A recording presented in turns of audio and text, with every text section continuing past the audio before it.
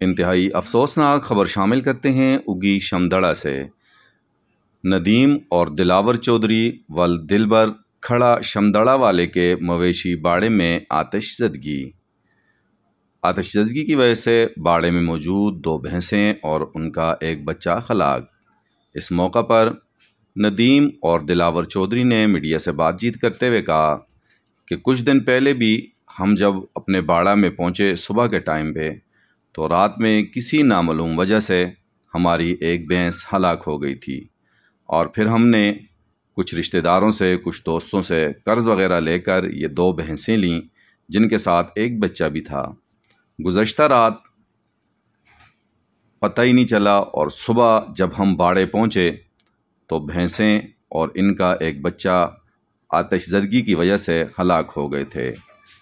آگ لگنے کی وجہ معلوم نہیں ہو سکی۔ اس موقع پر ان کا کہنا تھا کہ چونکہ مہنگائی اتنی زیادہ ہے اور ہم آلریڈی اتنے مقروض ہیں، کیونکہ پہلی بھینس کے ہلاک ہونے کے بعد ہم نے یہ 2 بھینسیں اور ایک بچہ اپنے رشتہ داروں اور دوستوں سے ادھار لے کر لیا تھا، اور وہ بھی ہلاک ہو گئے، اور اب ہم فاقوں پر ہیں، اس لیے مہیر حضرات سے تعاون کی اپیل کی جاتی ہے۔